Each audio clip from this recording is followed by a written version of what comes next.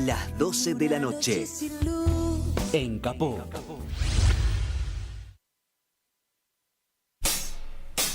¡Ah, sí! Si quieres ver un paraíso, solo mira a tu alrededor y velo. Radio Caput. Desde el lugar de las utopías. 5, 4, 3, 2, 1. ¿No quieren? Mátenlo. Bueno, a ver. Ok. Sí. ¿Es acá? Sí. Ahí sí puede ser. Radio Caput. Radio Caput. Radio Caput. Esto es Radio Caput. Buenas noches, muchas gracias. En Caput pasan cosas. Yo no quiero llamar periodistas a los sirvientes. No quiero llamar periodistas a los que cobran para destruirnos. Estos que se dicen periodistas y que dicen la verdad pero a medias, hay que ponerles otro nombre. Yo hablo de los verdaderos periodistas. Hay cantidad de radios como esta que se juegan, que les cuesta, que es un esfuerzo enorme, pero que siguen estando en el aire. Me parece que eso es lo que hay que reivindicar. Radio Caput. Yo hablo de los verdaderos periodistas. Esas cosas. ¿Querés arrancar la mañana bien informado? ¡Rompelo! Infosiberia, las noticias en tu celular. Manda un mensaje de WhatsApp al 1128679078 y recibilo gratis todas las mañanas. Vos sos la única que me hace feliz cuando nadie te dice la verdad. Infosiberia, las noticias en tu celular. No seas como los demás. Manda un mensaje de WhatsApp y recibilo gratis todas las mañanas. Radiocaput.com. Estás conectado. Estás en Caput. El dolor en el fuego más sagrado de hoy y buscarás el amor en un rostro ciego de lo que ya no sos y quemarás el rencor en el fuego de un infierno precor y buscarás esa voz que te recuerde para siempre quién sos. Y eso es así, ya lo verás.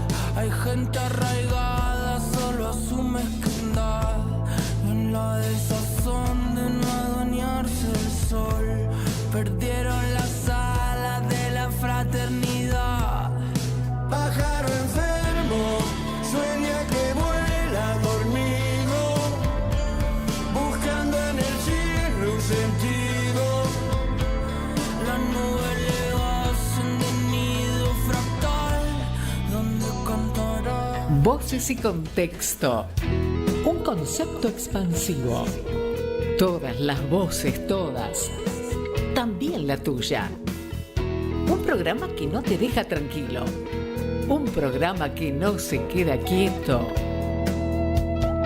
Voces y contexto.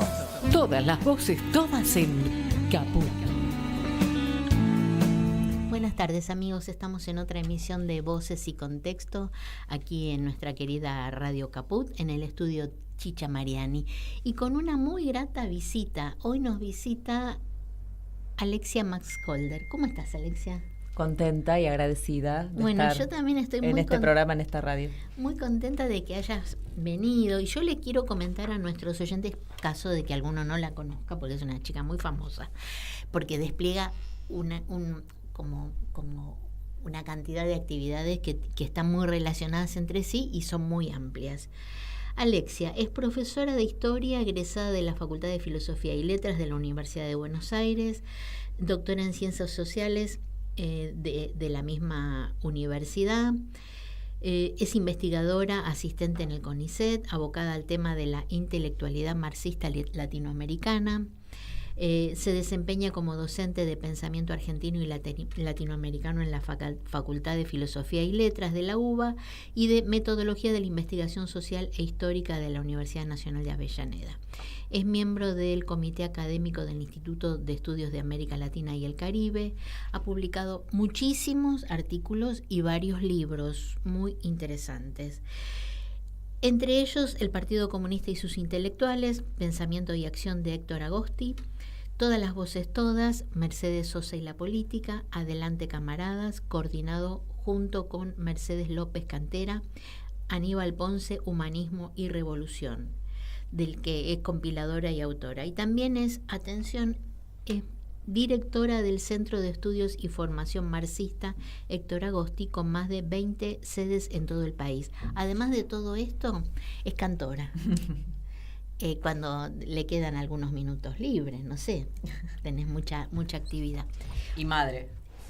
Bueno, ahí está. Que es una actividad que requiere mucho tiempo. Insume, sí, mucho tiempo mental y cronológico. Sí, sí. Bueno, yo estoy muy contenta de que estés aquí. Me encanta todo lo que haces y lo que viniste haciendo y este, no sé si rescate, pero esta compilación de esa larguísima lista de intelectuales relacionados al Partido Comunista. Uh-huh. Ahí donde uno ponga el ojo, tanto en el presente, bueno, pero en el pasado, no solamente lejano, sino más o menos cercano, todo tipo de intelectuales. Escritores, dramaturgos, actores, músicos, por supuesto, artistas plásticos. Poetas, así que poetas. ¿Y cómo nació en vos esta inquietud de compilar, de poner como en perspectiva toda esa riqueza? Porque no siempre se conoce y como no se conoce no se valora, y como no se valora a veces se subestima. Totalmente. Bueno, yo creo, digamos, la explicación o el relato que puedo hacer hoy es un punto al que llego ahora, de pensar cómo fue ese proceso. Quizá no lo viví con ese nivel de conciencia, claro, en ese momento.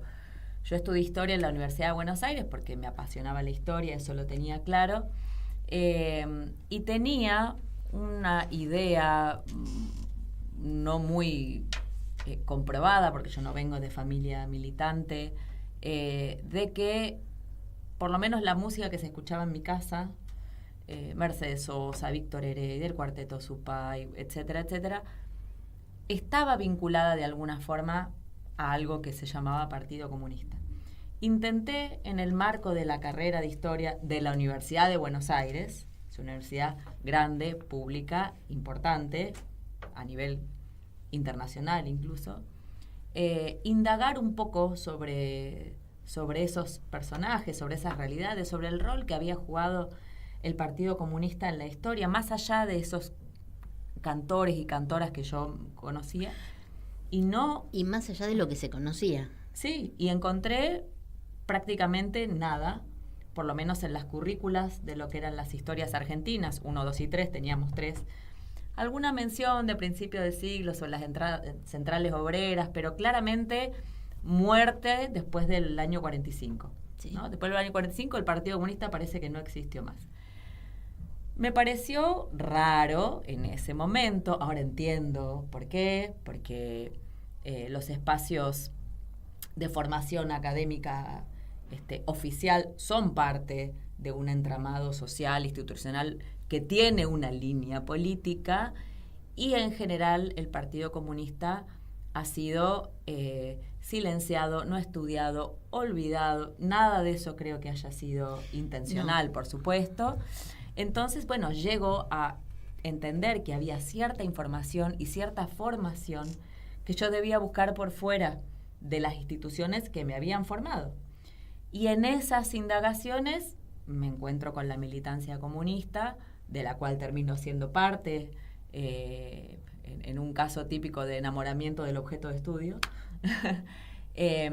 Y por eso el CEFMA, ¿no? El CEFMA, que nos pretende mostrar, el Centro de Estudios, una visión desde el marxismo que no es la que nos vienen dando en jardín, primaria, secundaria, universidad, otra forma de ver la realidad, que es la que el sistema, a través de todas sus instancias, siempre prefiere que no se vea, ¿no? Entonces, bueno, en esas indagaciones termino encontrando una cantidad de personajes, una cantera increíbles, de lo que vos decías, intelectuales, artistas, de militantes políticos, escritores, líderes sindicales, músicos, de todo, con una cantidad de ideas que no es, uy, qué interesante lo que decían, es, no puedo creer la vigencia que tienen los planteos de esta gente, porque hay cosas, por supuesto, que cambian, porque la dialéctica existe y se mueve, pero hay temas estructurales que siguen más o menos igual. Entonces las respuestas no han caducado.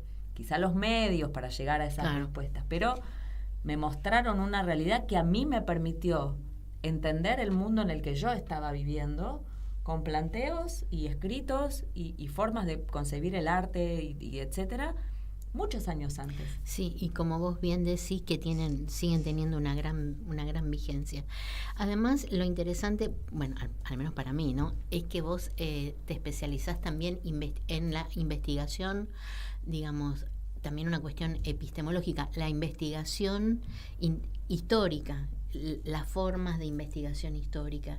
Y me imagino que eso debe haber sido como maravilloso, ¿no? Porque después te va a preguntar por las fuentes, porque es como un planteo, o sea, no es que un día te sentaste a escribir, hay toda una forma de hacer la investigación histórica, una forma científica, obviamente, y un poco, bueno, sos docente también de esa disciplina.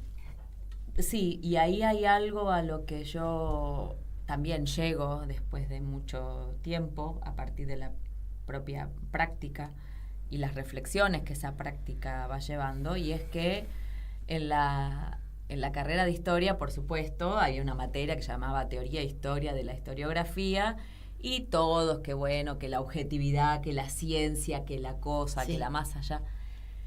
Y viste, y uno trata de, bueno, de que esa rigurosidad no se empañe con la ideología y la política, y la ciencia va por acá y la política por allá, que es lo que el sistema insiste en reproducir. Y hay un momento en el que podés darte cuenta o no, porque hay gente que lo sigue sosteniendo y hace política, aunque diga que no le interesa la política.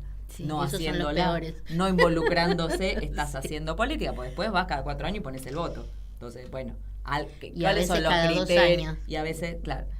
Entonces, ahí esa cuestión de la objetividad científica que existe, digamos, hay una metodología, pero hacerse cargo de que incluso la elección del tema de investigación que vos decidís para tu vida tiene que ver con tu subjetividad, tus intereses, que también es algo historizable.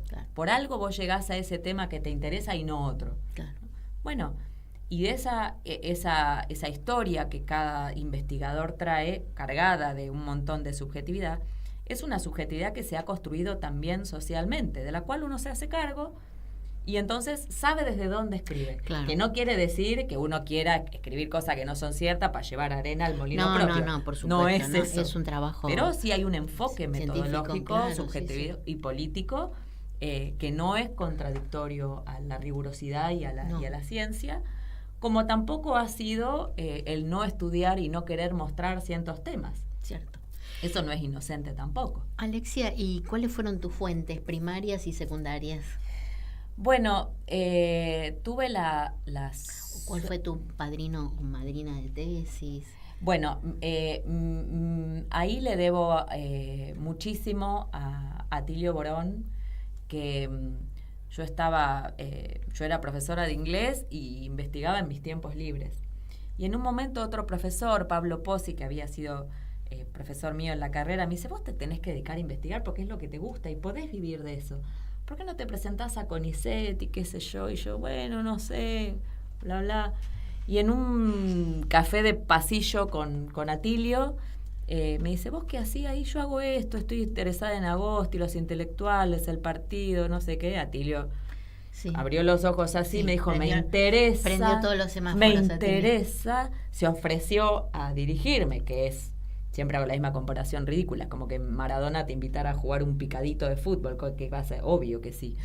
De él aprendí muchísimo en términos de la rigurosidad, y él fue quien me empujó a poder estar donde estoy hoy, involucrada desde la academia, pero también desde la política. Y después siento que tuve, que es a quien yo le dediqué mi tesis, que en ese momento tenía 80 años, y que fue una fuente primaria donde yo al que entrevisté muchísimo, fue Roberto Sokolowski, un militante de base que atendía la mesa de entrada de la Casa de la Cultura Argentina, una experiencia del Partido Comunista al principios de la década del 50. Y desde ese lugarcito de militante de base, que siempre decía yo no tengo nada para decir, me dijo tantas cosas. Sí, me imagino. Me abrió tantas cosas que los libros no dicen, que los intelectuales que tienen un discurso armado y dicen hasta, digamos, lo que quieren y cómo decir quieran. Y cómo quieren, y hay una oficialidad partidaria que escribe su propio relato a través de sus documentos internos, que estos testimonios primarios complejizaron. Claro. Algunas veces con contradicciones, pero además permitiéndome sumergirme en cómo era la subjetividad de esa militancia en los 50, en los 60, que es muy distinta a la de hoy, sí, en donde la existencia de la Unión Soviética era un parteaguas, en donde después la irrupción de la Revolución Cubana marca otros timonazos importantes. Esa forma de concebir la cotidianidad, la militancia, la política, eran esos militantes, y yo pude conocerlos a través de estas entrevistas. Claro. Y eso me permitió poner en contexto. ¿Los entrevistaste a tiempo, Alex? Tuve mucha suerte.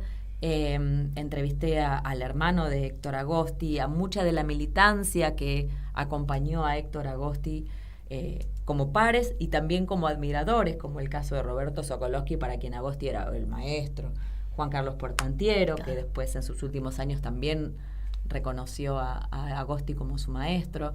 Bueno, entonces pude como entrarle a ese objeto sujeto desde diferentes lugares y tratar de llegar a una visión un poquito más compleja y completa, ¿no? De cómo era el mundo de la militancia en esos años. ¿Hiciste algún corte temporal hasta...?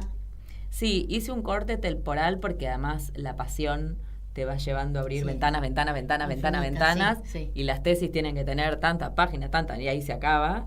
Entonces, todo el proceso de qué dejo afuera, qué dejo adentro, dónde corto, ahí metodológicamente fueron muy, muy importantes mi director y mi codirector, donde ir cortando, porque todo se iba haciendo.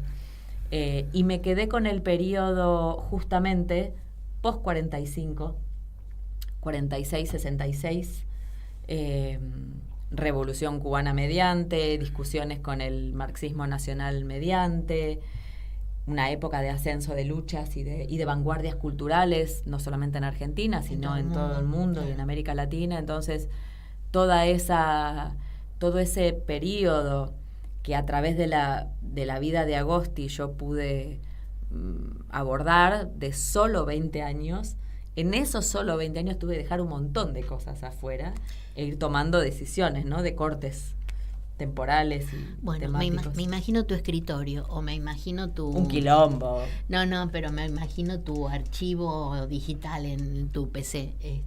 ¿Vos sabés que yo usaba fichas de papel? Sos una genia. Soy una vieja. No, sos una genia. Amarillas porque eran además. Tiene sus ventajas la ficha, ¿eh? Tiene sus ventajas, porque además se me cortaba la luz y yo divina, seguía trabajando. Sí. Aparte, la posibilidad de bueno, no nos vamos a derivar en eso, me interesa el tema, esa cosa de intercalar, de esa movilidad, de que no estás atada al enchufe, no, es... Sí, pero usaba ficha, también archivo digital, obviamente. Sí, y con lo que te quedó afuera, ¿te gustaría, podrías, te interesa, vale la pena? Sí. Yo, tanto hablando... Tengo la fecha, 66-86. Claro, qué paquete. Sí, por supuesto. De hecho, el trabajo que iniciamos con Mercedes López Cantera de Adelante Camaradas, que son compilaciones de artículos sobre el Partido Comunista, sobre la historia del Partido Comunista, no solamente en términos porteñocéntricos, sino federal e incluso internacional, porque el Partido Comunista es un partido internacional, tiene como ese modesto objetivo de abordar algunos aspectos, porque escribir la historia de algo es imposible y petulante y pretencioso, y no es cierto. Pero sí acercamientos, aportes a seguir construyendo, y venimos abordando de a periodos, ¿no? Claro. Con varios autores. Así que ya vamos a llegar a ese lugar seguramente. Escúchame, y me imagino que habrás tenido disponibilidad de consultar muchísimas fuentes, ¿o no? Sí.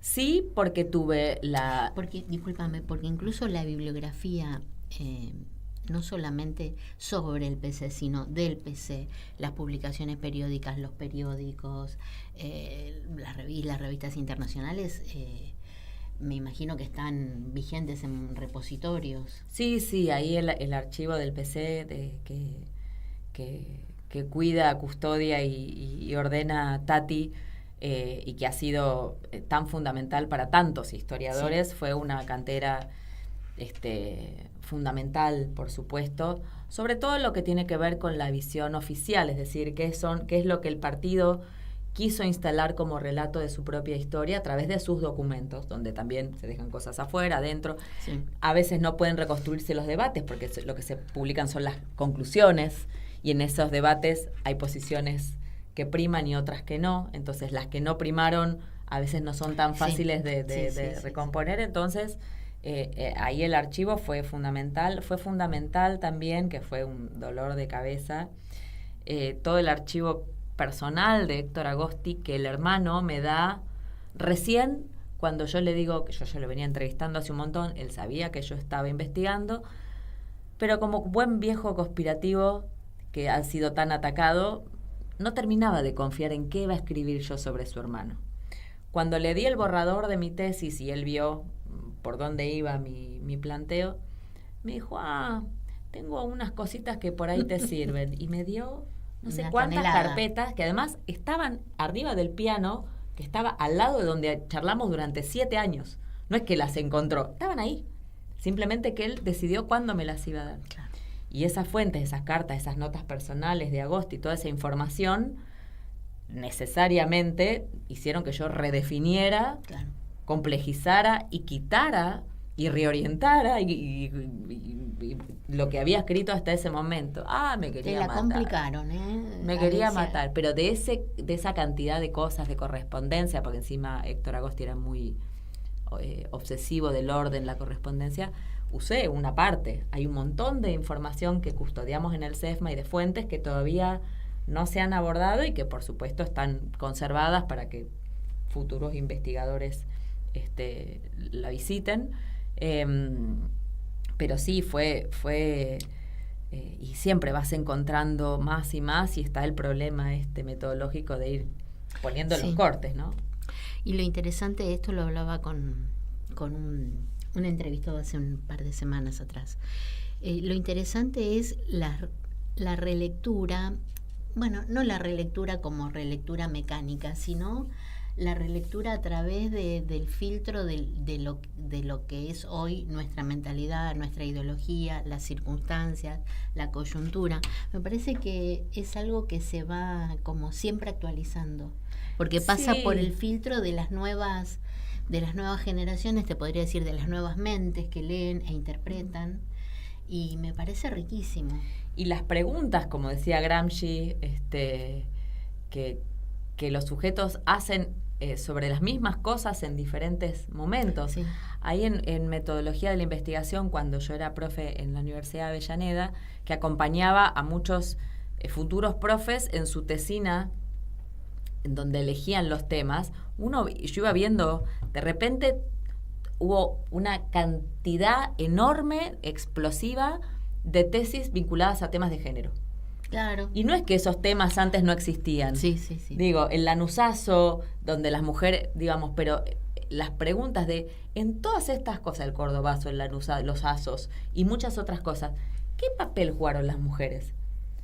Son preguntas más actuales. pero el papel ya lo jugaron igual. Sí. Pero uno no visitó ese pasado desde este desde presente. esta luz, desde Exacto. el foco que está alumbrando ahí. Exacto. Me parece genial. Y eso hace que todo se renueve, las lecturas y los aportes, y se revise y se replantee y se reescriba. Sí. Bueno, mira, son tantas las cosas que te quiero preguntar que vas a tener que venir varias veces. Ningún problema. Pero Encantada. ahora le vamos a pedir a Martín, porque otra de las cosas muy interesantes de Alexia es que es cantora y canta muy bien. Muchas gracias. Y creo que es muy querida como cantora, porque interpreta muy bien y con mucha... Parezco Vinicius de Moraes hablando de María Creusa, que canta con mucha sencillez, con un timbre, no voy a decir como decía él, con un timbre muy, muy cálido y bueno, y caramba los temas que elige. Así que le vamos a pedir a Martín si escuchamos el primer tema que seleccionamos.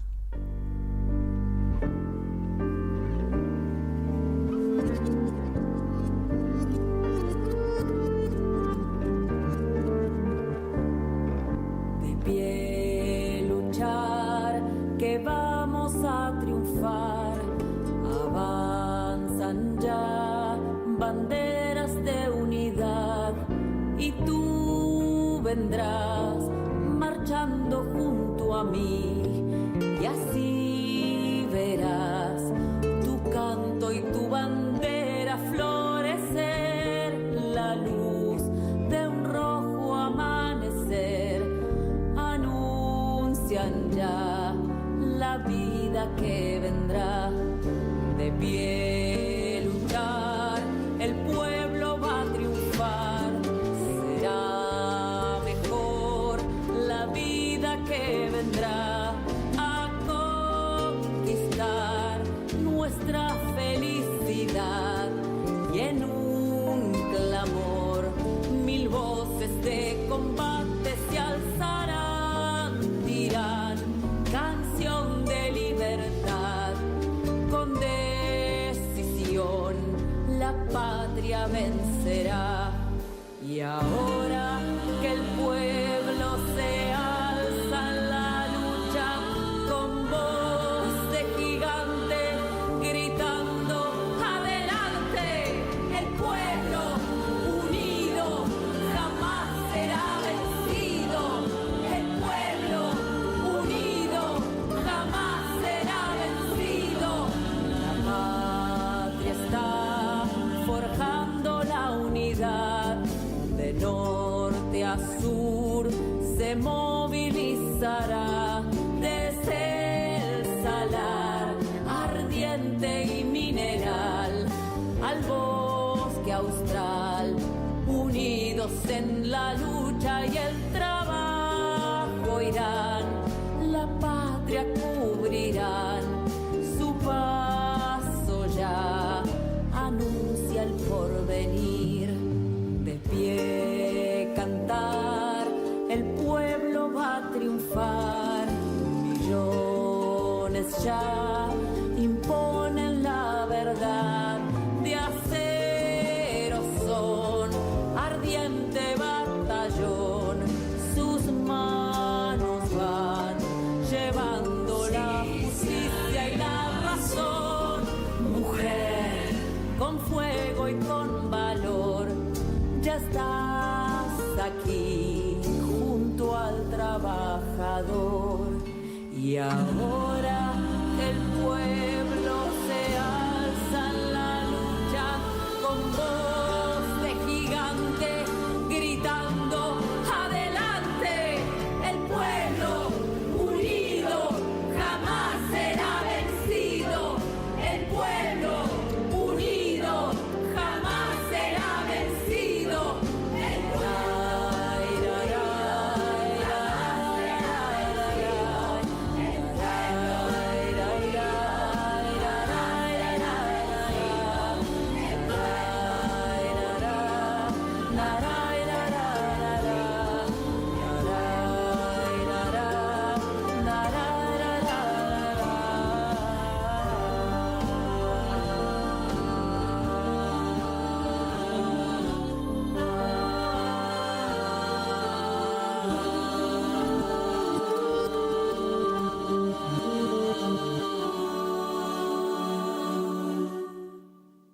Volvimos.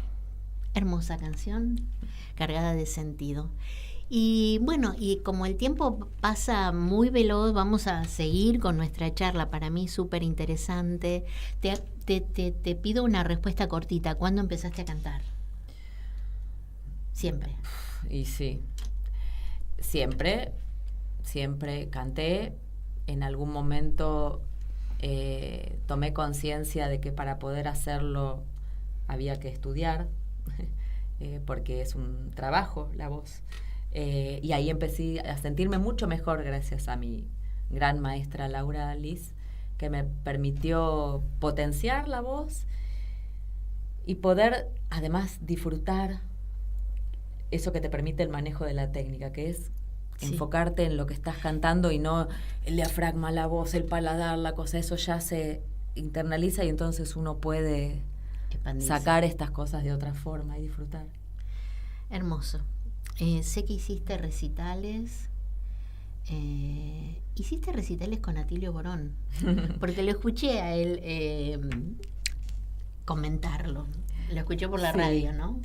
Sí. Comentarlo y promocionarlo, en el mejor sentido. Sí, sobre dos cosas. Una, que tuve la enorme fortuna de que aceptara una larga serie de entrevistas sobre su vida. ¿Qué escribiste? Que escribí una biografía dialogada, como dice él, de Atilio Borón. La vida de Atilio es la vida de las ciencias sociales en América Latina en el siglo XX, porque Atilio estuvo en Argentina, en Chile, estuvo en el Ongañato, las dictaduras, las represiones, le quemaron la biblioteca, se doctoró en Harvard, volvió y hizo el itinerario opuesto a todos los intelectuales que en los 60 eran re marxistas y ahora son la peor complicidad del status quo. Atilio fue al revés. Empezó en la Universidad Católica, en esto, el otro, en la Harvard, y terminó siendo una voz consultada por los grandes estadistas de América Latina, del marxismo, ¿no? Y viaja permanentemente. A mí me asombra escuchar lo que estuvo acá, estuvo allá, consultor, observador, veedor. Bueno. Pamá, le haces una pregunta y te da una masterclass de lo que quiere. Yo le pregunté algo sobre la economía planificada en un momento en Cuba, me acuerdo. Y me dio una clase que yo dije, claro, yo perdí la noción de lo grosso que es, porque tengo la suerte de tener una cotidianidad con él, pero todo esto que él dice, hay que ponerlo en papel. Ponerlo en papel. Bueno, pasamos ahora, porque tengo mucho interés de que hablemos de China, que es uno de los temas que Voces y Contexto sigue con interés. Pero primero me gustaría que nos contaras un poquito del CEFMA. Yo creo que sé que el PC siempre tuvo institutos de investigación. Siempre. Con nombre, sin nombre, bueno, en fin. A mí me ha pasado, siendo muy jovencita, ir a hacer un seminario, un curso, ¿no? Bueno, y resulta que muchos años después me entero que eran compañeros del PC. Incluso conocí allí a una amiga que muchos años después la conocí en otro contexto. Y bueno, habíamos hecho ese curso juntas y bueno, y teníamos un montón de cuestiones ideológicas y de militancia en común, ¿no? Así que contanos del CEFMA. Bueno, ¿y qué actividades tiene? ¿Cuántos años tiene? El CEFMA se inserta en esta larga tradición que data del origen mismo del Partido Comunista, de la importancia de la formación política por esto mismo, porque la formación oficial de universidades, escuelas, siempre te forma en un sentido que termina siendo funcional o reproductivo del capitalismo, incluso permitiendo variantes de la crítica dentro del juego democrático, donde algunas críticas se permiten y otras no, pero esta forma de ver y de pensar el mundo que es muy difícil encontrar en instituciones oficiales. Entonces el partido siempre tuvo institutos, escuelas, centros barriales, cursos, cosas, se supiera o no, donde vos movés 2 piedras hay un camarada, es así, siempre, se sepa o no. Y el CEFMA fue un planteo directamente de Patricio Echegaray, que era el secretario general del Partido Comunista cuando yo estaba ahí terminando mi tesis. Yo no estaba afiliada al Partido Comunista en ese entonces. Y él planteó la necesidad de lanzar un centro de estudios, un centro de formación de cuadros políticos abiertamente del Partido Comunista, pero no cerrado al Partido Comunista. Claro. Para eso están las escuelas de partido, ¿no? Para la militancia, pero para la sociedad en general. Sí. Hacer un centro de estudios que te permita, a través de talleres, cursos, presentaciones, actividades culturales, producción, investigación, etcétera, desde el marxismo, salir a contar nuestra visión del mundo, fomentar el pensamiento crítico, introducir variables que la formación oficial nunca te da, Claro. Sobre la dialéctica, la contradicción y todo eso que hace falta para desmontar esta realidad que nos la presentan así, pero que tiene un lado que nunca nos dejan ver. Y ahí empezamos hace ya 15 años más o menos, con pequeños talleres, con, por supuesto, actividades coyunturales, con ciclos de poesía, porque el CEFMA siempre tuvo la formación cultural como algo parte de la formación política, de esa subjetividad que Gramsci dice es fundamental para trabajar de manera anticipatoria a lo que va a ser una revolución, constituir ese pensamiento crítico. Y hemos transitado estos 15 años con sedes que van, que vienen, que se suman, que enfrentan problemas, con temáticas que se renuevan todo el tiempo, con áreas de estudio específicas de géneros, de China, también. Con publicaciones propias, con todo con muchísimo esfuerzo, por supuesto.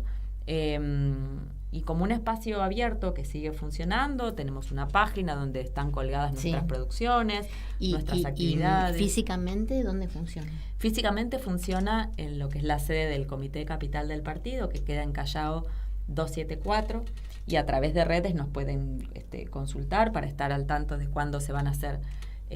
Ahora estamos planificando ya el taller de formación política de este año, que suele hacerse algunos sábados, actividades por los 10 años de la partida de nuestra comandanta Luana Berkins, con un enfoque, digamos, con una clara intención formativa y política de recuperar el vínculo entre géneros y clase, porque para nosotros es desde ahí, por supuesto. Claro.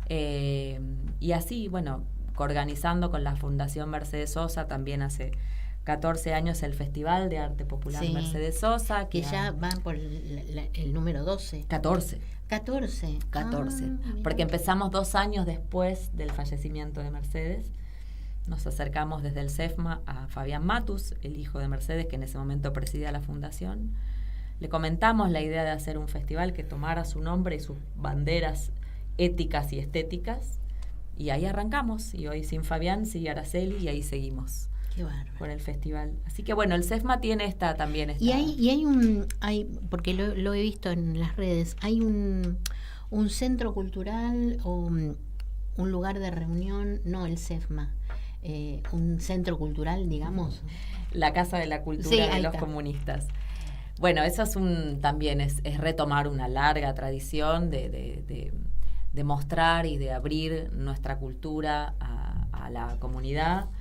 En esta experiencia en particular es Emilia Segota que nos viene con la idea de Raúl Loza de que el Comité Central, ese edificio increíble que tiene una historia increíble y que está en Entre Ríos al 1000, que si querés te cuento 2 minutos sobre la historia, pero que tiene entre sus paredes una cantidad de historias de todos estos personajes que Mercedes Sosa, todos festejaron algún cumple, todos los militantes que pasaron por esas salas. Volver a abrir, que siempre es un problema, porque digamos nosotros somos un partido que ha sido perseguido, ilegalizado, nos han tirado bombas, bueno, un montón de cosas. Entonces siempre abrir los espacios conlleva un riesgo, ¿no? Pero bueno, hemos decidido volver a abrir una parte de ese histórico edificio. Porque aparte bellísimo. Es muy grande el edificio. Es muy grande, abrimos un pedacito. Claro, porque me imagino que sostener la infraestructura edilicia solamente es un infierno.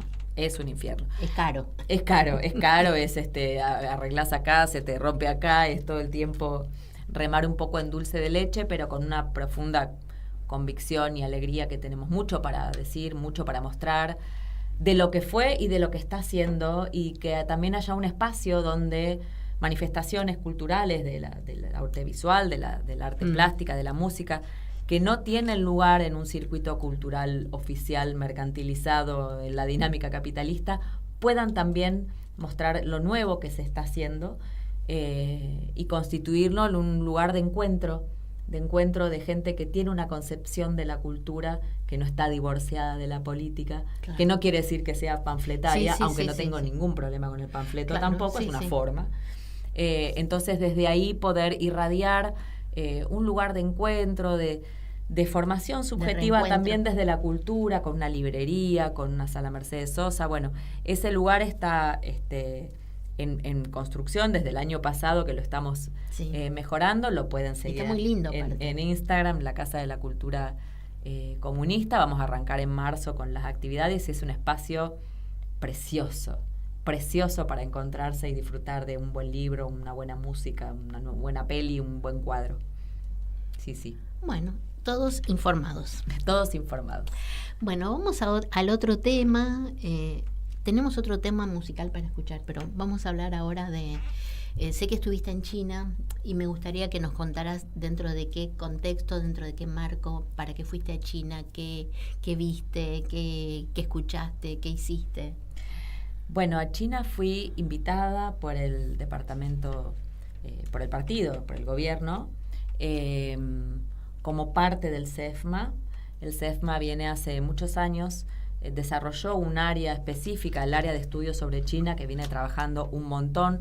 Las publicaciones están en la página del CEFMA, se pueden ver ahí. Viene haciendo un trabajo increíble, que es lo que más le llamó la atención a los chinos, porque enseguida preguntaron, ¿y quién, de dónde el financiamiento? Y yo me reía, ¿no? Porque es todo muy, siempre a pulmón, pero con profunda convicción, porque además todos le van a pedir plata a los chinos. Mira. ¿Viste? Entonces, ¿cómo hicieron este libro? Con convicción política y poniendo. La Bueno, vaquita. Poniendo, hay una cantidad de especialistas que componen esta área sobre China, que viene trabajando un montón, de una manera muy coherente y muy persistente y con constancia. Producto de ese trabajo se ha establecido un vínculo entre el gobierno chino, instituciones chinas y diferentes esferas de la vida política y cultural de China. Y en el marco del tercer encuentro de diálogo de tanques de pensamiento del sur global, invitan al CEFMA, a un académica en este caso del CEFMA, a ser parte de un viaje que implicó, por supuesto, este encuentro de diálogo entre tanques de pensamiento del sur global, y también un viaje por otras provincias. El encuentro fue en Shanghái, otras provincias y otros lugares que me permitieron tener un panorama deslumbrante, un panorama increíble. Arrancábamos hablando de todo eso que no nos quieren mostrar, ¿no? Bueno, acá China fue siempre lo exótico, no se entiende, lejos, chau, China, y de repente China apareció como lo que es, y nosotros estábamos mirando otro canal, y siguen intentando que miremos otro canal, porque hay un motivo político que ahora yo vi con mis propios ojos de por qué quieren que no veamos lo que hizo China, lo que está pasando en China, porque pone en cuestión un modelo de acumulación de cultura y de institucionalidad democrática, ponele, occidental, a la violeta, que no, claro, que no es lo único posible, porque eso es lo que te muestran, esto es lo único posible. Lo único posible es el capitalismo. Lo único posible son el libre mercado, y el Partido Comunista siempre malo. Bueno, mirá cómo le fue a los chinos. No para imitar lo que hicieron, porque ellos tienen condiciones objetivas de totalmente densidad demográfica, geográfica, etcétera, que no tienen todo lo milenaria. Exacto. Pero bueno, por lo menos sabemos que no hay una sola campana, hay dos. Y Alexia, que veníamos conversando así rápidamente en el ascensor, tan remanido tema de la democracia, ¿qué le contarías vos a nuestros oyentes con respecto al sistema político chino? Bueno, me parece que lo que nos permite pensar desde el leninismo y desde el historicismo del marxismo en general, que las experiencias son siempre históricas y que antes del capitalismo y de esta institucionalidad democrática hubo otros sistemas políticos. Claro. Entonces, ni esos sistemas fueron eternos, ni estos que tenemos ahora son eternos e inmodificables, como nos quieren hacer creer. Entonces, uno lo que tiene que ver es, bueno, la democracia, porque también nosotros somos herederos de un momento histórico en donde, tras genocidas dictaduras, la democracia pasó a ser el único valor esperable, y todo en ese marco. Este tipo de democracia. Claro, pero desde ese momento, de principios de los 80 hasta ahora, la democracia fue perdiendo contenido. No se entiende que democracia, que es una palabra que remite al demos, que significa pueblo, pueda ser marco de una reforma laboral como la que se gestó en este momento, con el respaldo de la gente lo votó. Bueno, hay algo en el medio que permite que la gente vote en contra de sus propios intereses que hay que analizar. Entonces, siempre que terminamos de analizar algo, ya nos quitaron un montón de cosas en el medio, ¿no? Sí. Pero esta institucionalidad democrática, de alternancia, de muchos partidos y un montón de cosas que nos venden como bienes innegociables e incuestionables, bueno, no son el único modelo posible. Porque la pobreza, América Latina, siempre la pobreza es un tema. Bueno, los chinos en 40 años, donde nosotros aumentamos la pobreza, los chinos sacaron de la pobreza 800 millones de personas. Hablemos de lo que quieras, pero ese es un dato objetivo. No puede no llamarte la atención que un país en donde se sacaron 800 millones de personas de la pobreza es un país del cual quieren que vos no sepas nada, que es el principal enemigo de los Estados Unidos, que es el principal amigo de este gobierno. Hay algo que no hace ruido. Digo, uno no puede no ser investigador, historiador, sociólogo, pero si vos prestás un poquito de atención y tenés la oportunidad de acceder a cierta información... Que se accede. Que se accede, claro que se accede. Es buscar un poquito, ni siquiera es información clasificada. Sí. Digo, hay preguntas que te surgen, que se dice el milagro chino. No es ningún milagro. Es un partido que dejó de lado la alternancia de tenemos una década ganada para este lado y después nos viene una década perdida para este lado. A largo plazo vos ves, y las condiciones estructurales del país, en el caso de Argentina, siguen siendo las mismas. Entonces, esa alternancia no ha logrado solucionar ninguno de los problemas. No, esa alternancia fue siempre funcional. Exacto. A la consolidación de este modelo yo diría de fracaso. Es que ya está en evidencia. Yo entiendo que cuesta verlo porque hay una intención muy grande de que eso no se vea, pero yo creo que es cada vez más difícil no ver algo que se te estalla en la cara como una evidencia.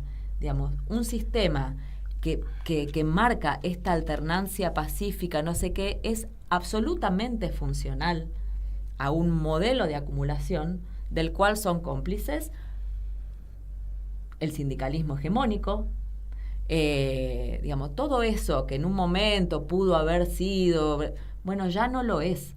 Eso no está pudiendo transformar la realidad profundamente, no durante unos años, profundamente. Sí, incluso hasta yo me animo a decir que está evitando que se transforme la realidad. Es decir, porque te pone objetivos chiquititos. Sí, todo como... Vamos a ganar en el 27. ¿Y eso va a solucionar los problemas que venimos acumulando hace 100 años? No. Así no se va. Y este cortoplacismo de cambiar de gobierno cada 4 años es lo que te impide una planificación de soluciones a problemas que son enormes, que no los vas a solucionar en 4 años. Seguro. Entonces los chinos, sí, un único partido en el poder, porque hay otros partidos, otra cosa que tampoco dicen, en donde hay elecciones, consultas populares, renovación del comité central, etcétera y demás. Se ponen objetivos cada 5 años y los cumplen. Y no es tan difícil. Si vos pones como objetivo algo y nada te interrumpe bueno, en 40 años los chinos, vamos a remontarlo desde el triunfo de la revolución en 1949, del 49 ahora, en menos de 100 años, China pasó de ser un no se sabe qué a la primera potencia ya indiscutida a nivel mundial. Nada. Eso no es un milagro, por lo menos además, no para el marxismo, ¿no? No, pero además es algo que, independientemente de la, entre comillas, simpatía ideológica que cualquiera pueda tener, es evidente en la lectura geopolítica cotidiana, no solamente de los marxistas, sino de todo el mundo, en todas partes. Pero la geopolítica ha sido muy descuidada.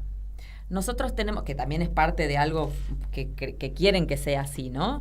Nosotros estamos en nuestro raviol occidental, vemos lo que pasa en Europa, en Estados Unidos, esos son nuestros horizontes, porque por supuesto ver otras cosas implicaría consecuencias. Exacto. Entonces, nosotros hemos quedado en un, no lo quiero decir peyorativamente, pero no encuentro la palabra, en un mundo chiquito, donde creemos que lo que nosotros hacemos es producto de nuestra voluntad, más allá de lo que suceda a nivel geopolítico. No es así. No es así, porque si no, explícame la obsesión de los Estados Unidos con China. ¿Por qué buscar gobiernos amigos? Porque los anteriores hablaban mucho con los chinos.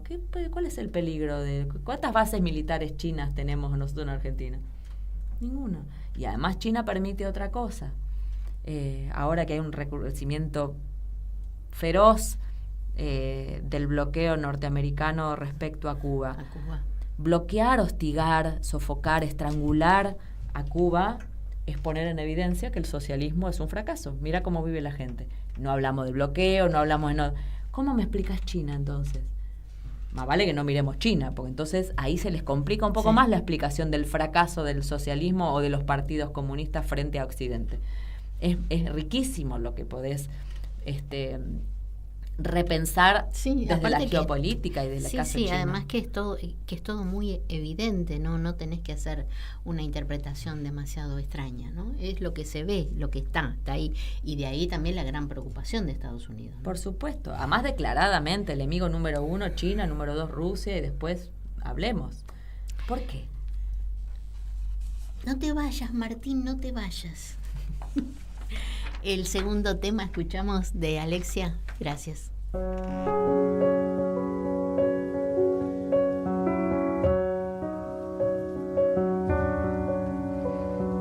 Para no hacer de mi icono pedazos, para salvarme entre únicos e impares, para cederme un lugar en su Parnaso, para darme un rinconcito en sus altares. Me vienen a convidar a arrepentirme, me vienen a convidar a que no pierda, me vienen a convidar a indefinirme, me vienen a convidar a tanta mierda. Yo no sé lo que es el destino, caminando fui lo que fui. Dios, ¿qué será divino?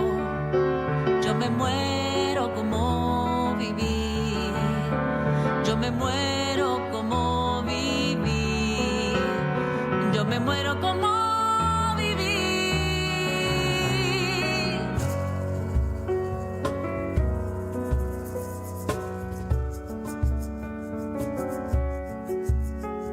Yo quiero seguir jugando lo perdido.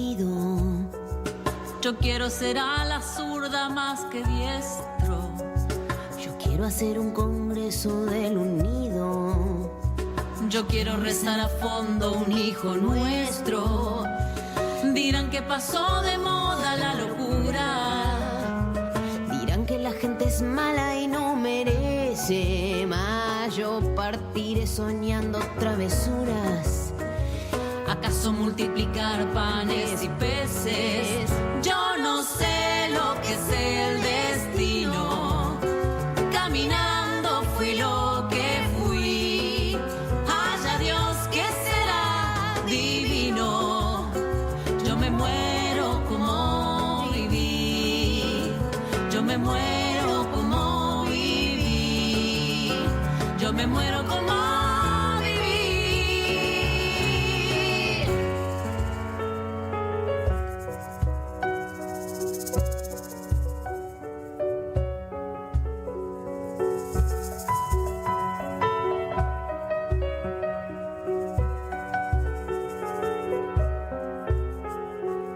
que me arrastrarán por sobre rocas cuando la revolución se venga abajo, que machacarán mis manos y mi boca, que me arrancarán los ojos y el badajo. ¿Será que la necedad parió conmigo? La necedad de lo que hoy resulta necio, la necedad de asumir al enemigo, la necedad de vivir sin tener precio. Yo no sé lo que es el destino, caminando fui lo que fui. Haya Dios que será divino, yo me muero como viví, yo me muero como viví, yo me muero como viví,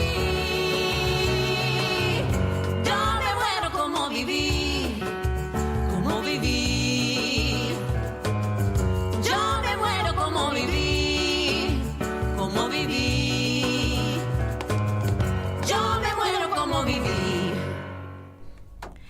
Bueno, aquí está Alexia. Escuchamos la canción El Necio. Me imagino que se habrán emocionado como siempre que escuchamos esta hermosísima canción. Y nos faltan pocos minutos para terminar el programa, Alexia. El tiempo, nunca se ha dicho, es veloz. El tiempo es veloz, sí, tal cual. Y bueno, y como cierre, tengo ganas de que nos digas qué es ser marxista hoy, qué es ser comunista hoy, cuando pareciera para algunos como algo muy lejano y muy, sobre todo yo lo observo, ¿no?, muy distorsionado. Bueno, creo que es tener una profunda conciencia histórica y del momentito pequeño que vivimos en algo muchísimo más grande que es la historia de la humanidad, en donde de diferentes formas la opresión y la injusticia han existido, y ser comunista, ser marxista hoy es tener clara conciencia que gran parte de esa injusticia y de esa opresión tienen nombre y apellido y son capitalismo y patriarcado, que en una conjunción nefasta y muy bien desvelada por Federico Engels en su libro El Estado, la familia y la propiedad privada, se me mezclaron el orden de los términos. Él mostró cómo esto, que para nosotros es la realidad, lo que existe, tiene un entramado de relaciones de poder que están hoy ante nuestros ojos. El problema es ver qué ha hecho el poder dominante con nuestra subjetividad para que nosotros no podamos ver algo que es tan evidente, ¿no?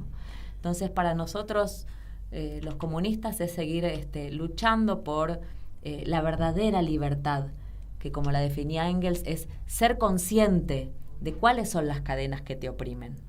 Ser libre no es hacer cualquier cosa de manera individual. Claro. Ser libre es ser consciente de qué es lo que te oprime y luchar contra eso. Sí, y un poco recogiendo siempre esas banderas, ¿no?, de la promesa de una vida mejor para el ser humano en la Tierra, que en definitiva es como el anhelo más indiscutible.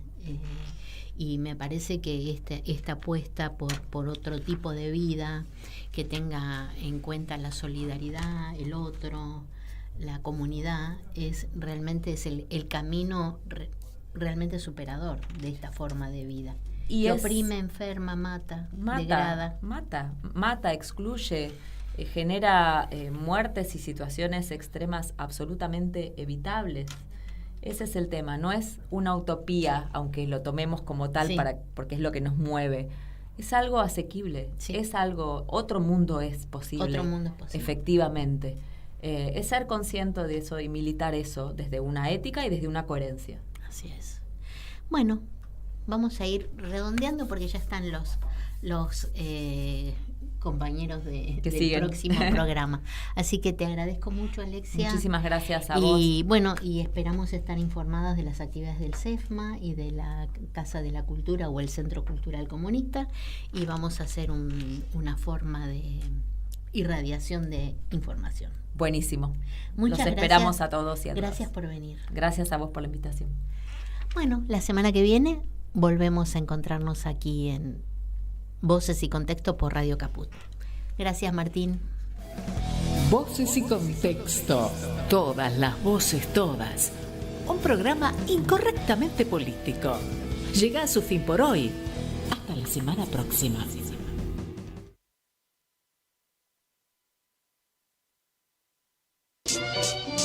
En Caput había un viejo. pasan cosas.